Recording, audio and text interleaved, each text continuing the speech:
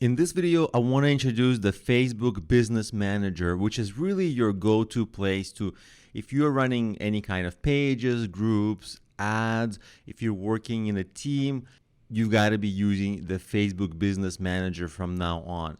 This video is brought to you by EpiPies Academy.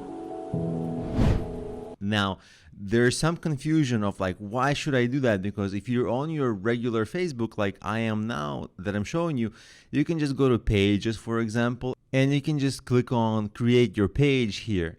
And right from this page, you can create a page and you can post your posts and do whatever you want. So why do you need to use the Business Manager? I'll tell you why. Here's Facebook's official page on why you need Business Manager and what it is. It's your number one place to organize everything, because if you have one page, it might not be that hard to manage it randomly from your personal account. But if you have many pages, if you work across Facebook and Instagram, if you work across a team, if you want to give people roles, if you have multiple ads that you're running, this becomes all really convoluted if you do this from your personal profile. So here are the major reasons. Okay, so if you have a team, you can assign people to pages without using your personal account. It's a business. People don't need to mix with your personal account. So you can assign roles. You can manage assets, which is your accounts, like different Facebook accounts, different Instagram accounts, and different pages and ads and apps and everything you have. Also, if you use a vendor, meaning if somebody is managing your maybe Facebook page for you, if you're just a business owner and you want somebody like a freelancer or an agency to manage your Facebook and Instagram content for you, this would be a really good place to give them those right permissions.